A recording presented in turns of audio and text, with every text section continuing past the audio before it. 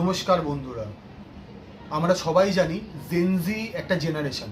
এই জেনারেশন যে কি করতে পারে সেটা নিয়ে আজকে এই ভিডিওতে বলবো। তার সম্পূর্ণ বড় উদাহরণ হচ্ছে আমাদের নেপালে আজকে যা ঘটে গেল সেটা একমাত্র জেনজি এই জেনারেশনের জন্য হলো। যাই হোক, আমার মূল বক্তব্য যে নেপালে কি ঘটলো খুবই সংক্ষিপ্তভাবে আজকে তোমাদের কাছে তুলে ধরবো, তোমরা এই ভিডিওতে দেখো।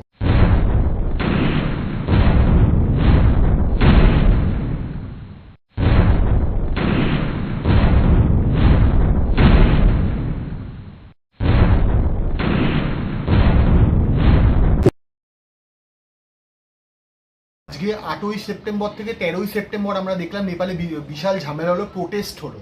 কিন্তু এই প্রোটেস্টটা যে কেন হলো, কি কি কারণে, এর মূলত 4টে কারণ। একটা হচ্ছে, যেটা আমি অ্যানালিসিস করেছি, গভর্নমেন্টের করাপশন। সেকেন্ড হচ্ছে নেপোটিজম, সোশ্যাল মিডিয়াকে ব্যান্ড করে দেওয়া। আর 4 নম্বর পয়েন্ট হচ্ছে আনএমপ্লয়মেন্ট, যেটা নেপালের সব থেকে বড় সমস্যা। তো আশা করি আমি ভিডিওতে তোমাদের যখন আগে আগে বলবো কথাগুলো, তোমরা সব জিনিসটা ক্লিয়ার হবে আর তোমরা বুঝতে পারবে কেন এই জিনিসটা হয়েছে। এই প্রোটেস্টের ফল হলো, যিনি আমাদের প্রধানমন্ত্রী ছিলেন ওখানকার, কেপি শর্মা ওলি, উনি রিজাইন করতে বাধ্য হলেন। তার জন্য তার জায়গায় এলোকে চিফ জাস্টিস সুশীলা কার্কি। উনি সেই জায়গাটা এখন উনি দেখছেন সেই জায়গাটাতে। বাট আমাদের জানতে হবে যে কেন এটা হলো, এটা কিভাবে স্টার্ট হলো। হামি নেপাল বলে একটা এনজিও সংগঠন যারা এই প্রোটেস্টটার অ্যারেঞ্জ করে। আর এই প্রোটেস্টটা খুবই ছোটোভাবে শুরু হয়, যেখানে খুব কম সংখ্যক মানে ছাত্রছাত্রীরা ছিল, বা যাদেরকে আমরা জেনজি বলি, সেই জেনারেশন ছিল। সেইটাই আস্তে আস্তে আগুনের মতো, দাবানলের মতো ছড়িয়ে পড়ে নেপালের পুরো টোটাল একটা প্রোটেস্টে আমরা দেখতে পেয়েছি। ফার্স্ট তোমাদের ইনফরমেশনে যদি জানিয়ে রাখি, এই র্যালিটা কিন্তু প্রথমে ছিল হচ্ছে কোনো নন ভায়োলেন্ট র্যালি ছিল। এটা মতিগড় মণ্ডল থেকে পার্লামেন্টের দিকে আস্তে আস্তে এগিয়ে যাচ্ছিল। সমস্ত কলেজ স্টুডেন্ট, স্কুল স্টুডেন্টরা আস্তে আস্তে এগোচ্ছিল। গভর্নমেন্ট যখন দেখলো আস্তে আস্তে প্রোটেস্টটা খুব বেশি হয়ে যাচ্ছে, তাদের উপর চাপ প্রচণ্ড হারে আসছে, তখন তারা কি করলো, বুলেট ক্যানেল, লাঠিচার্জ আর টিয়ার গ্যাস দিয়ে তারা এটাকে বন্ধ করার চেষ্টা করলো। ইভেন তাতেও যখন প্রবলেম সলভ হলো না, যখন কিছু স্টুডেন্ট জোর করে পার্লামেন্টে ঢুকলো, গভর্নমেন্ট একটা নৃশংস কাজ করলো, যেটা আমাদের কাছে একদম মেনে নেওয়া যায় না, যেটা আমরা বাংলাদেশে দেখে এসেছিলাম। ডাইরেক্ট বুলেট চার্জ করলো, যাতে একটা 12 বছরের বাচ্চা মারা গেল।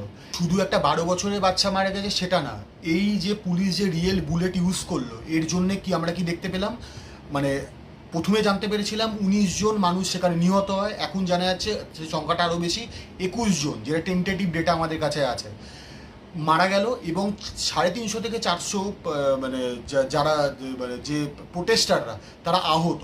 এটা একটা খুবই নরকীয় ঘটনা, যেটা একদমই মেনে নেওয়া যায় না। এই 12 বছরের ছেলে যখন মারা গেল, মেনলি এই খবরটা যখন জনতার কাছে পৌঁছালো, তখন যারা প্রোটেস্টারদের সংখ্যা এত বেশি বেড়ে গেল, এত হিউজ হলো, যে গভর্নমেন্টের পক্ষে সেটাকে আটকে রাখা অস্বাভাবিক হয়ে গেল। এর ফলস্বরূপ আমরা কি দেখলাম, যে প্রাইম মিনিস্টারের বাড়িতে আগুন লাগিয়ে দেওয়া হলো। এক্স প্রাইম মিনিস্টারের ওয়াইফ লক্ষ্মী চিত্তাকার, উনি আগুনে পুড়ে মারা গেলেন। এবং আরেকটা যেটা সব থেকে আরও একটা জিনিস যেটা দেখা গেল, ফিনান্স মিনিস্টারকে রাস্তায় বার করে জুতো দিয়ে মারতে মারতে নিয়ে যাচ্ছে।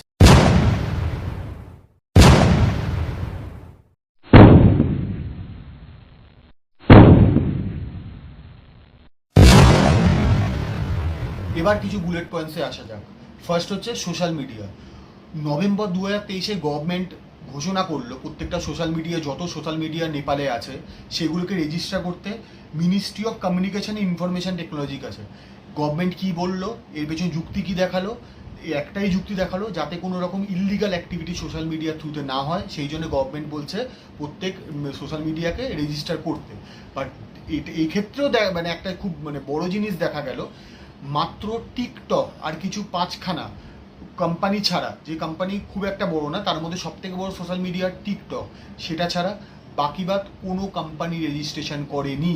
সেই জন্য এই কিছুদিন আগে 2025-এ গভর্নমেন্ট 26খানা টোটাল সোশ্যাল মিডিয়াকে ব্যান করলো নেপাল থেকে, যেটা সব একটা বিশাল বড় কারণ প্রত্যেকটা মানুষের মধ্যে ক্ষোভ তৈরি হওয়ার। এবার আসছি আনএমপ্লয়মেন্টের টপিকে। সবাই কি তোমরা জানো যে নেপালে আনএমপ্লয়মেন্ট রেট কত? 2024 সালে একটা সার্ভেতে দেখা যাচ্ছে নেপালের আনএমপ্লয়মেন্ট রেট হচ্ছে 20.82%। মানে প্রত্যেকটা 5 জন নাগরিকের মধ্যে একজন সাফার করছে এখন আনএমপ্লয়মেন্টের জন্য। শুধু এই জায়গাতে থেমে নেই, নেপালে যখন কেউ চাকরি পাচ্ছে না, যখন এর আনএমপ্লয়মেন্ট রয়েছে, সেই ক্ষেত্রে নেপালি প্রচুর নাগরিক আছে যারা ইউক্রেন আর রাশিয়ান ইউক্রেন ওয়ার যাকে বলে, সেই ওয়ারে গিয়ে নেপাল থেকে গিয়ে চাকরির জন্য আবেদন করেছে এবং তারা যুক্তও হয়েছে। কিছুদিনের প্রশিক্ষণ পেয়ে তারা ডাইরেক্ট ফ্রন্টলাইন ওরিয়ার হিসেবে তারা সামনে গিয়ে দাঁড়িয়েছে, যেটার জন্য গভর্নমেন্ট একবারও কোনোভাবে দুঃখ প্রকাশ করেনি বা চেষ্টাও করেনি সেই জায়গা থেকে নাগরিকদের ফিরিয়ে আনার জন্য। এরপরে আরেকটা পয়েন্ট আসছে, সেটা হচ্ছে করাপশান। নেপালে প্রত্যেকটা সোশ্যাল মিডিয়ায় ছড়িয়ে পড়েছিল কিভাবে প্রত্যেকটা মন্ত্রী নেতা করাপ্টেড, যে করাপশান একটা বিশাল বড় মানে নেপালের ব্যাকবোনকে ভেঙে দিচ্ছিল। এটা একটা বিশাল বড় প্রবলেম যেটা দিন দিন নেপালকে ভেতর থেকে শেষ করে দিচ্ছে। আমার সর্বশেষ পয়েন্টে আমি চলে আসি, সেটা হচ্ছে নেপোটিজম। যেখানে মানুষের কাছে পকেটে পয়সা নেই, চাকরি নেই, যেখানে মানুষ আনএমপ্লয়মেন্টের আমরা জর্জরিত, সেখানে সোশ্যাল মিডিয়া ভর্তি দেখা যাচ্ছিল মন্ত্রীদের ছেলে মেয়েদের দামি দামি গাড়িতে, লাক্সারি গাড়িতে তাদের শো অফ, গুচির ব্যাগ, দামি দামি ডিজাইনার জুতো। এখানে মানুষ চাকরি পাচ্ছে না, সেখানে ওরা এইভাবে হোটেলে খাওয়া দাওয়া করে বড় বড় গাড়িতে ঘুরে ডিজাইনার ড্রেস পরে শো অফ করছিল।